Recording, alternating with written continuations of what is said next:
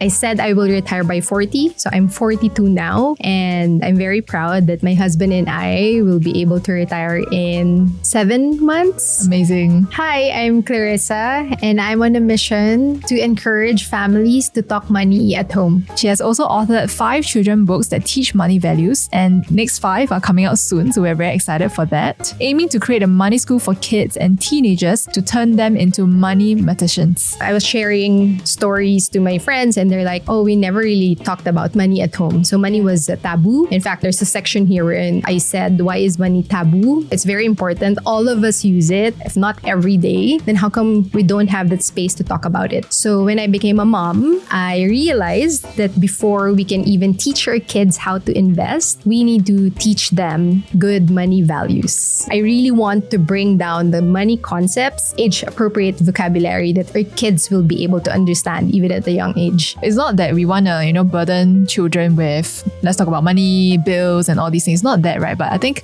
it's the appreciation behind it. Do you see that in your children? Yes, Alessi, she's 9 now, so she's, more curious than ever. They actually asked me, oh, can I earn money at a young age? So we've actually written there, it's equally a blessing to give and to receive. Because I was taught, growing up, I hear this in schools, like it's better to give than to receive.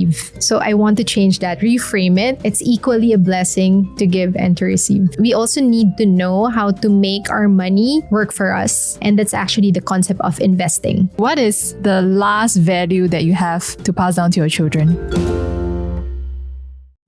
Welcome back. So now we'll deep dive into other money values. I think the first part, Clarissa talked about teachable moments, which I thought was very enlightening because we always read books, but it's hard to apply it sometimes, right? And the idea that, we just need to be a bit more mindful.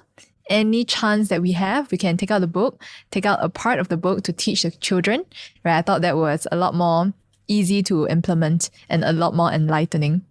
So the next part, right, is I want to deep dive into book number 3. Yes. Which is the one in the center, right? I was very interested by the title called Pot of Gold. Yes. And it's named after your daughter, Alessi. Yes. Yeah. Could you share more about this book? All right. So Alessi's Pot of Gold talks about the value of creativity and abundance. Again, as adults, whoever said that we can only earn from one source of income? Right? So a lot of people I know, they have this one job and they think that's it. Okay, I only have, one source of income. Yeah. But creativity and abundance talks about our real pot of gold, which is really here at the back. So it's what you enjoy and what you are good at is your real wealth. Because we're all creative. You've seen kids, they're very creative. Yeah. And we were all kids before. And we're very abundant. Like we have our natural interests, we have our skills, our talents, and we can actually earn money from them. So part of the advocacy as well is, so not just multiple streams of income, but really loving your work. Yeah. So I'm hoping when Alessi and Basti and all the other kids, when they grow up, they'll be able to do something that they love and earn money from there as well.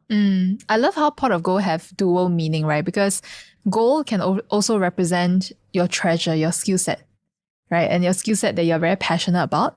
I think a lot of corporate training these days talk about ikigai. Oh, yes, Yeah, right? yes. I've read that book and I love it. Yeah, I love so the I concept. can relate to that in a very simple way where kids can understand. Yes, right? Because I think for my parents' generation, I'm a millennial, by the way, so I'm not that young or old.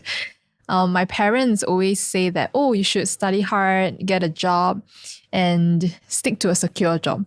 Yes. So that's what my mom did. She is in her current job for the last 30 years of her life, right? And when I ask my friends around, it's all like that. Right, they have the parent that lasts in the job for at least 30, 40 years, and that was about it. And even sometimes when they come home, they complain about the work, but they never think about alternatives. Yes. Yeah. Yes. So I really like the idea behind creativity and abundance. Yes. Right. Do you see that in your children? Yes. Again, Alessi, she's 9 now, so she's more curious than ever. So they actually asked me, oh, can I earn money at a young age? Because again, Alessi's pot of gold. And we have a Safi says here that that actually says there are lots of ways to earn money. And again, if you go back to teachable moments, what you said, right? Like if your parents are into business, then explain it to the kids. And then if your parents are into employment, explain it to the kids. What do they do? What's their job? So my kids are very curious. So they actually start earning money at home. So early this year, they went to Kidzania. So, the concept of Kidzania is, they earn money and then they can use the money they earn, to enjoy some of the other activities there. And then when they went home, they said they were very excited, sharing what they did for work. Today. And they're like, oh, can we have Kidzania at home? So actually, it's amazing because, again, just talking about money with them, they actually start becoming creative. And they're like, oh, I actually want to earn money. And that idea, that the thing that we do now at home started from, it was from them. It was their idea. So what we did was, okay, we can make a list of all the extra chores, because obviously they have their responsibilities at home, like tidying up and, cleaning up. Yeah. But then outside of your regular chores, if you do extra chores, then you can earn money. Oh. Okay. Yeah. But now that you're earning money at home, you also need to start paying for the things that you usually ask mom and dad for. So, it's as simple as, I want ice cream. I want a lollipop. So, okay. So, because you're starting to earn your own money, then you will now have to pay for that ice cream. So, we came up with a list and then we printed them and they're actually up on our walls. So, here's a list of the things that they can earn from. Yeah. And then here's a list of the things they usually ask us for. So there's a list of the small treats that they always want from the grocery, chocolates, candies. And then there's a list of the bigger ticket items, like they want to go to a theme park or they want to go to all these, playgrounds that you have to pay for. Even playground? Yes. Is that playground free for public? So some are free, but then the indoor playgrounds we usually have to pay for, they now have to earn money for it. They have to save up for. Yeah. So how is it like? I believe you have the soft copy if, let's say, somebody wants to have a look and download for their family, right? Yeah. They're all in our website, saffysquirrel.com. Yeah, we'll leave it in the link below. So if you want to have a look at it, right, click on it to download it. Yes. And then, they can also just come up with their own. It's amazing because it was a brainstorming session with the kids. Like, what do you think you can help the family with, what you can do at home. So, we have a very big vacuum cleaner. But then my son is like, I can help do the vacuum. Like, obviously, it's so heavy for him. But then now he's helping. Like, it's as simple as, draining the water or just bringing or rolling the vacuum. But because he knows he'll earn 50 cents. From helping out, then, he helps and he earns his money. And I believe they have so much fun in that as well. Yes. Yeah. And then Alessi also, in terms of earning money, she went, a notch higher. She's like, oh, so can I come up with a business? Wow. And I'm like, yes, of course. So, I know, at 9, right? Yeah. And then I'm like, okay, so what business idea do you have? Do you know what you want to do? And again, I think because we expose them to being in touch with what they're good at, what the things they love doing, their pot of gold. She's like, you know what? I really enjoy taking care of our friends' kids, like the younger kids, like aged 4 to 6 or even younger, like 3. I can start a babysitting business. Wow. Which she did. Yeah. Yeah. Obviously not for strangers, only for our family friends and our neighbors who know her. I can't imagine a 9-year-old babysit. Right? For a kid, a baby, is it? Yes. I see. Well, not for babies, but then for like 3 to 5, like toddlers. Yeah. And she started earning money from it. Wow. Yes. So now our friends, if they want some rest time, some me time, especially my friends who don't have helpers and don't have nannies, they would call Alessi and they're like, oh, are you available for 2 hours this Saturday? And then she would go. Wow. She would, and she started earning money. Amazing. Yes. Okay, let's put this back here so everyone can see it. Okay, I want to talk about the next one because I think creativity and abundance is about the mindset behind giving. And I think it all links up as well because abundance means you need to be creative so that you can be abundant. And when you're abundant, what do you do with so much, right? Because now that Alessi, she is earning money at the age of 9, right? Imagine if she earns a lot of money, right? What she's going to do about it, right? So I love it that in the next book, you actually share about this idea of giving. Yes. Right? Could you share more about it? All right. So giving, we talk about it here. So Basti is my 7-year-old. Okay, so Basti Builds a Home is about giving and sharing, which I believe is the ultimate purpose of having money. Right? So it's amazing because Alessi, I was just telling you about how she started earning money. So just last weekend, she earned $10 from a 2-hour babysitting. Wow. And then on Sunday, she donated the full $10 in church. Oh. By herself. Like without us telling her. Self-directed. Yes. Because we give them, when we're in church, we give them money to donate, right? To put in the basket. Yeah. But she just, popped her wallet out and got her 10 on top of what we give to the church. And no explanation, nothing. She just did it. And it actually warms our hearts. And I'm hoping she learned it from this book because this book revolves around Basti having a dilemma what to do with his share jar. Oh. So he has some money jars. So save jar, spend jar, and share jar. And the whole story revolves around what to do with the share jar. And they were brainstorming. So a lot of the things that we put in this book, we actually practice at home. So, example, this one. Yeah. Wherein they're donating their toys, their books. So it's actually, again, a regular exercise that we do at home. Yeah. Because, again, too many toys, everything, clothes. So we do spring cleaning once in a while, like twice a year. Again, deliberately, just because, again, first we have a tiny home. So it's like, okay, we need space. So there's also a practical reason for it. So as we're clearing space, again, turn it into a teachable moment. So what we do is, okay, so you know what I haven't seen you play that truck in, I don't know, 6 months or 12 months even. Or maybe, you now have like 3 dolls. Like, do you really need all 3 dolls? Are you still playing with all 3 dolls? Or do you want to give 1 or 2? And then we talk about, donating them to children because, you're very lucky you have all of these things. Some kids, they don't even have toys. But then, those kids that don't have toys, if you give them just 1 toy, they're so happy. Yeah. And then, okay, these clothes, they don't fit you anymore. Again, there are kids who need clothes. Yeah. Or even if they don't need, we actually hand them down to our friends, again, our friends' children. Yeah. And in fact, again, I'm very proud, and we also put it here actually. So our kids grew up with hand-me-downs. Wow. Yes. Because I think, I'm also lucky because, I have friends who who have older kids. Yeah. And honestly, they don't even wear out the clothes because by the time, like 5 times you wear the clothes and they've outgrown it. Right? So again, we've captured that here. So this is Bella. So Bella is my niece. So she's also here in Singapore. My sister lives here. Yeah.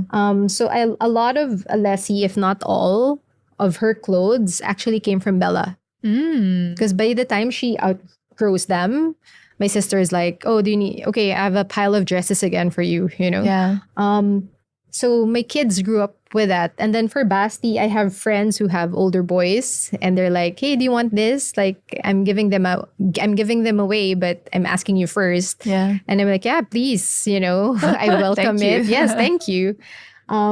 So we do that. And I think because they know their clothes are practically hand-me-downs, they also exercise the same concept. Oh, okay, now that I've outgrown them, it's time to share them with the smaller kids as well. So it just gets passed on to, and then to my friends or to my family, to my relatives who now have younger kids. I want to talk about this, which is the topic of entitlement, right?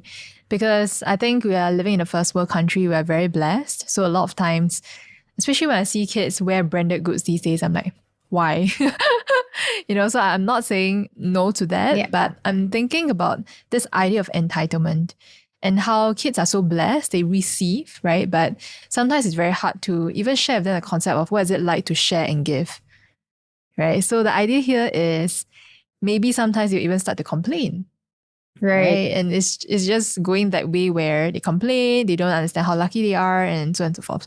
So how do you inculcate that sort of thankfulness and gratitude in them? Yeah. So we're actually writing a book. Oh, okay. We're writing, what you're seeing here is actually books 1 to 5. Yeah. Let me put this back here. But we are already done writing book 6 to 10. So book 6, it's entitled Alessi Discovers Magic. Okay, and it's about the value of gratitude and contentment. Right. So you have that covered. Great. Yes. So it's really about asking your child, what is that one thing you're thankful for today? And again, it ties back to being abundant, right? Like you think you have, I don't have this toy. I don't have this. Can I have this? Yes. Why does my friend this? Why have this, but I don't have it, right? Yes, correct. And they start comparing themselves with what their other playmates have. But then gratitude and contentment is helping them focus on the things they already have so that they don't really ask for more. So in the book, we're still raising funds to print them, but I can share with you. So one of the pages there is about, complaining. And the story revolves around Alessi complaining because as much as she's very mature for her age and she's doing all of these businesses, between her and Basti, she tends to complain more than Basti. I think when Basti's frustrated, he's just quiet. Yeah. Because he's an introvert like me. Okay. But then Alessi, because she's very extroverted, high energy, she would she would she would tell us that, oh my God, it's so hot. But you're on holiday, you're traveling, we're walking. Oh, I'm so tired. My legs are so tired. And then that's where the inspiration behind book 6 is Alessi Discovers Magic. We're taking a family trip. And then Alessi of the present looks back to Alessi of the past. And she's like, they really sound like that when I whine, when I complain. And then at the end of the story, there are bubbles. So those are the complaints. So I tell them, okay, it's okay to complain because, again, adults complain. We're human beings, so we get frustrated and we complain about things. But then let's put those complaints inside bubbles. Okay, I'll give you 5 seconds to complain and then we'll pop them. Oh, that's such a good visual analogy of how they can do it. Yes. So again, really just making the concept simple for them. And bubbles, like all these kids run after bubbles, right? So, okay. And then we pop them. And then in the book as well, the things they're grateful for. So the gratitude, okay.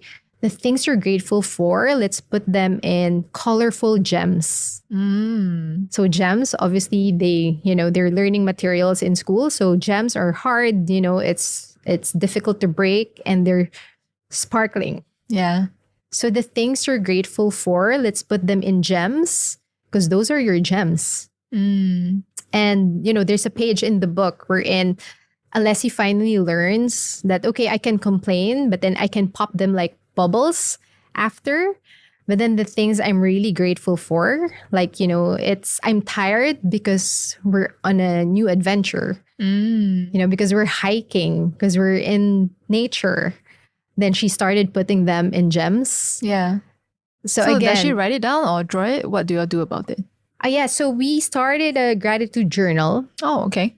Yes. So this is a journal, gratitude journal. Yes. So here, again, it's a simple exercise. But I realized with kids, we have to prompt them.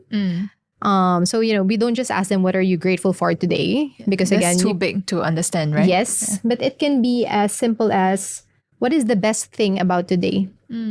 Or I am thankful I can.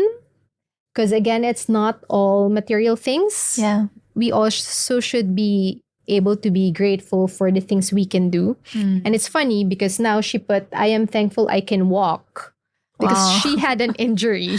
Right. And then she had to be on crutches. Yeah. And then she realized, oh my gosh, it's so hard to walk. It's like I have to ask for help every single time I go to the toilet. And then I'm like, see, these are things that we should be grateful for, that we just take for granted, Yeah. Until we get sick or until we don't have them. Amazing. I love it. I think even as adults, right, it's a good practice for us as well. Because I used to diary, but after a while I forgot about it. Oh, okay. Yeah, so it has to be a constant reminder for me to be mindful and to be grateful every morning. And last time I used to do meditation in the morning as well. Yes. Right? Just so I can, be mindful, be present. But I find it really hard for myself. Right? So I think those are really good tips to have.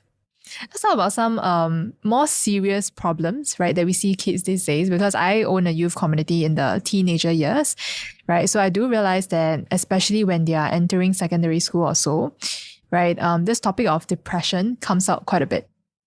And I believe it is so that kids nowadays are getting more and more depressed at the earlier stages. Oh, wow. Yeah. I think maybe it's not that they are more depressed or what, because last time we don't usually talk about mental wellness. No, that's right. true. But now I think it's a lot more open. People start to talk about it. And we then realize that, actually, somebody can be in the depressive state that we don't even know about. Right. So in this situation, like, how do we deal with this? How do we deal with this topic for kids and children? Yeah. I'm not an expert on depression, but yes, it's very good that there's awareness around it. Yeah. And what I've been reading about is that mindfulness actually helps us solve depression. So mindfulness is usually tied to meditation. Yeah. As you said, because meditation is a mindfulness practice that really just helps us to be present and to clear our minds. So that's actually something I teach my kids as well. Wait, you teach your kids to meditate? Yes. Can they do it? Yes. Okay. Okay, so I think... interesting. Yeah, because I think I meditate. So they see it. In fact, sometimes I tell them, okay, I'm going to go meditate so nobody will enter the room. And then actually Basti, he loves again, him being the introvert, right? Between the two of them and him being an introvert like me. Yeah. So sometimes he would join me. He's like, oh, I want to go. Are they fooling around or are they really meditating? So they're not doing, my position, but they're sitting there, but the room is dark, usually like it's really lights off for me. And then I'd play a guided meditation. It's all available, like it's all over. Yeah. So either on YouTube or Spotify. And then he would just sit there with me. I don't know what's running in his mind, but I'm hoping he's listening to the guided meditation. Yeah. And it can be as quick as, I usually do a 10-minute meditation. Yeah. And if you're a beginner, they say, just start small, just do a 1-minute guided meditation. And then for Alessi, we do it during bedtime. So bedtime, again, teachable moment, right? Like you don't have to, in the middle of their day, like the sun is out, they're playing, and then you're like, we're doing meditation. Yeah. So again, it's not like that, right? Like, okay, so 9 p.m. is their bedtime. Okay, 9 p.m. it's lights off at home, it's downtime. Okay. So I just say downtime. And again, it's an anchor for them. They know what to do. So downtime is, they start their bedtime routine. They go brush their teeth, and then they put on their night lamp, they turn off the lights. Anyway, so again, that's a teachable moment. And then I just play guided meditation for kids. Guided meditation sound like for kids? So it's amazing because there's, again, a lot of content available for, you just search guided meditation for kids. And it's funny because sometimes, I even relate it to what we did for the day. So sometimes we had donuts for dessert. And then I'd actually look for guided meditation for kids. and then I'll just type donuts. Donuts. And you'll so be meditate on surprised. donuts. Yes. When they get hungry. And you'll be surprised. You actually have one, and it's Wow. talking about, going to like Donut Island, wherein your Oh. floaters are donuts, and then the different flavors of donuts. And it's amazing, it's there. So I just use that. And honestly, most of the time they'll just fall asleep. But I'm hoping that, the 1 minute to 5 minutes before they actually just snooze, they're able to follow, Yeah. and again, just clear their minds and follow that meditation. And what kind of benefits have you seen that for Alessi or Bestie? Again, I don't know. There's no scientific explanation for me to say that practice is what leads them to, let's say, better mood, and also better sleep. I see. Yeah, so my kids sleep for 9 to 10 hours a day. Wow. Yes. So they sleep at Uninterrupted. yes. Perfect. yes. Usually they would, there were nights when they would wake up, but then rarely. Usually they'd sleep through. Oh, interesting. So I feel like that's a very good benefit. For kids, again, there are just too many activities for them. So we're prioritizing rest, sleep, mindfulness for them. Let's talk about your next book on vision setting. Yes. Vision goals, vision board. I'm very interested in this book because I personally do vision board myself. Me too. It's actually on the screenshot of my phone, Oh. right? And I practice that every single year diligently and religiously. So far, I have done it for 2 cycles. That's 2 years. And my first vision board, I hit about 60%. Yeah, so I am a huge believer of vision board. Tell me, what is it like to do that with your kids? Yes. So I do vision boards as well.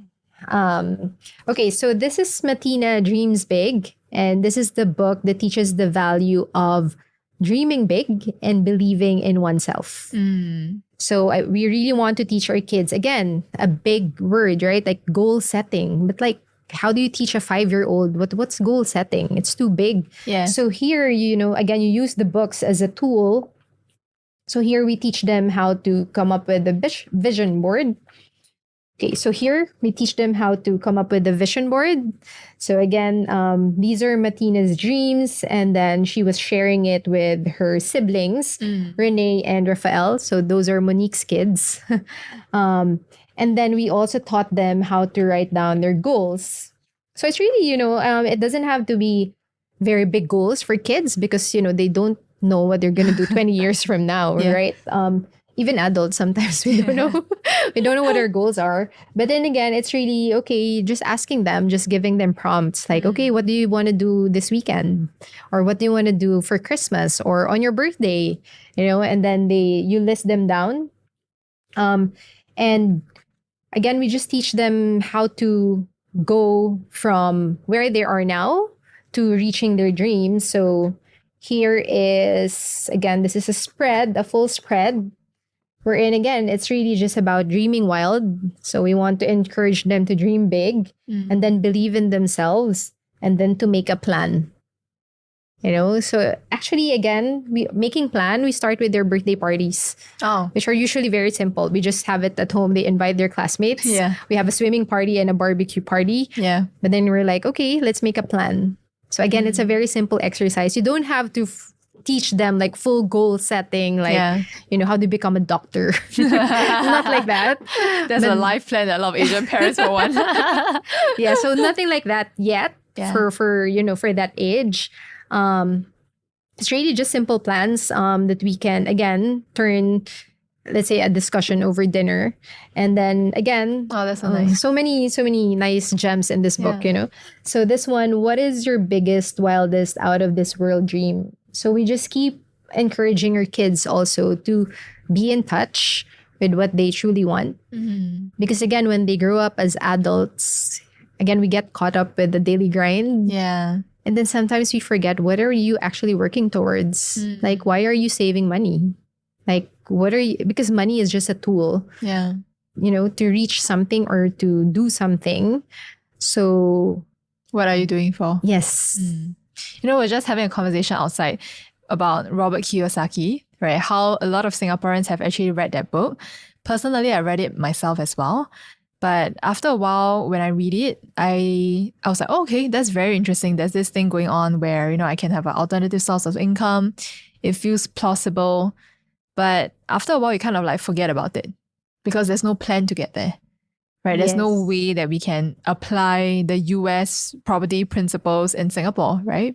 Or there's no way, or it's too far. It feels very far. So I love it how you have that vision setting and goal setting with your kids when they're very young, right? So that they can dare to dream big. And I think it's the case for a lot of parents as well, a lot of adults as well, right? Sometimes we are so caught up with the daily grind that we just forget about our dreams, right? Forget what we are doing this for, right? And we end up being in the hamster wheel, or we end up just going with the flow. Yes. Yeah. I love that. I love that. So let's talk about that, right? So I'm very curious. Do you have aspirations for your child? Do you have a certain, okay, when they grow up, they have to follow this particular route, or something like that? Actually, no. Okay. I think because my parents also, they actually let us do what we wanted. They supported, our individual paths. I think for them, it's really, I want them to be in touch with that dream. I want them to one day find their ikigai, but I think it's really, again, just guiding them. Yeah. So for now, they do have their goals, which are to buy their toys. So we actually practice vision boarding at home with just a very simple, okay, mom, I want this toy. So my son, again, Basti, they went to Universal Studios and then he saw this Transformers, robot. Yeah, it can be quite expensive, huh? It Those is ones. expensive, Yeah. yes. And he's like, oh, mommy, can I buy this? And then it's actually my mom who was with them in Universal Studios. So I was at work and then my mom was here. She was visiting. And then obviously, I know my mom We'll buy it. Yes. So, but it's also good for mindful grandparenting because, we align them on our parenting ways. So therefore my mom is very aligned as well. And anyway, she raised us, right? Like I learned all of these things from her and my dad. But anyway, so she was asking me permission and I said, okay, tell Basti that, we will work for it. So I'm also very conscious that I don't say no to my kids. Yeah. So when we were in the toy store, it's like, Mommy, I want this, I want that. And you're like, no, let's go home. We need to go. So actually, again, teachable moment when we keep going back to that, we process it with them like, okay, how much is it? I think that's my first thing that I ask them now because they now know their math from school. How much is it? Okay, it's, $100. Okay, so maybe let's work towards having $100. Or maybe on your birthday, maybe for Christmas, because, obviously we also give them gifts for Christmas and birthday, but you make them wait. So not instantly. And then, so he said that he wanted that Transformers robot. Yeah. So when we checked it at home on Amazon, it was actually $10 cheaper. Okay. So I said, so you learn how to be resourceful as well, right? Yes. Yeah. So it was like, $109 in Universal Studios. And then in Amazon, it was just $99. Yeah. And then I told him, see, you've already saved $10. So, and then what we did was we printed that, a screenshot of it, literally. And then again, we put them on his vision room. board. Yes, yes, okay. on his room wherein the door is the vision board. So everything they want are on their doors. And then we also made a plan for it.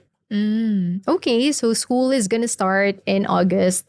We will give you your allowance, which is $250 a week. So it's 50 cents a day. Yeah. Okay, so if you actually save your money from August till December, you'll have this much. Okay, like around 32. Okay, that's not yet enough for you to buy your Transformers. So you have to do chores at home. Remember our list of extra chores that you have to do? Okay, and then we broke it down weekly. Okay, so from August to December, how many weeks are there? And again, the mindful activity there is I brought out their school calendar and, he just started, okay, count how many weeks. So it's a simple exercise for him, right? But he's mindful, there's actually like 20 more weeks until December when I want to have it for Christmas. Yeah. And then it becomes a family activity because I'm like, okay, he still needs like $80. We have, let's say, 16 weeks. And then my daughter, who now knows multiplication and division, would come and like, okay, why don't you help Basti? And then she would explain it to him. Okay, there's like, 16, I don't know, like, okay, you need to earn $5 every week for you to reach it. So that's where the money magician comes in. Yes, that's why. And then now they have their vision board. And then they also have the goal setting. The plan. The plan. So again, without saying the word goal setting to them, they learn it. Yeah. Amazing. Let's take a break here. And the next episode, our next part of it, we will talk about lying and cheating. Very tricky topic.